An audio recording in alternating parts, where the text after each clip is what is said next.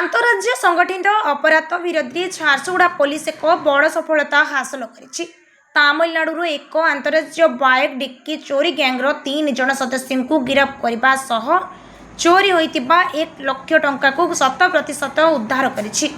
सूचना अनुसार जड़े व्यक्ति एचडीएफसी बैंक रु 1 लाख टंका उठाई सोनारीमुंडा स्थित स्वादिष्ट होटेल निकटरी मोटरसाइकिल रखिथिबा बेले डिक्की टंका चोरी होइतिला।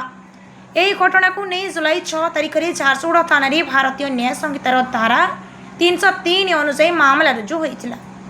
घटनार सूचना पाइबा परे झारसुगुड़ा एसपी तुरंत मामलार समीक्षा करी झारसुगुड़ा टाउन थाना आईआईसी नेतृत्व में एकाधिक स्वतंत्र तदंतकारी टीम गठन करथिले।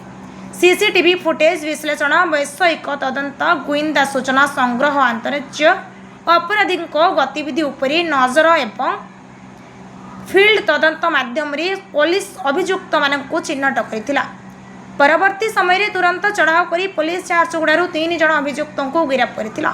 सेमानक निकटरू चोरी होइतिबा संपूर्ण 1 लाख टंका सह अपराधरे व्यवहृत 2टी मोटरसाइकेल 2टी आकृतिर लुहा उपकरण 2टी मोबाइल फोन अपराध समय पिंधितिबा पोशाक थिबा 2टी बैकपैक समेत अन्य सामग्री जबत करा जायछि।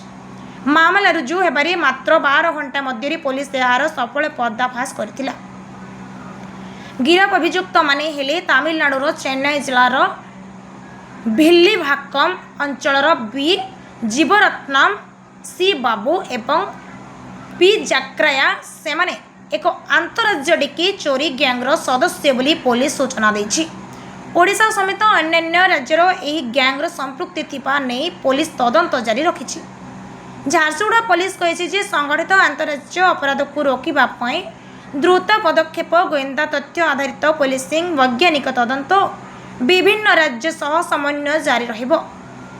झारसुगुड़ा घनश्याम पढ़ियारी रिपोर्ट ओडिया भास्कर।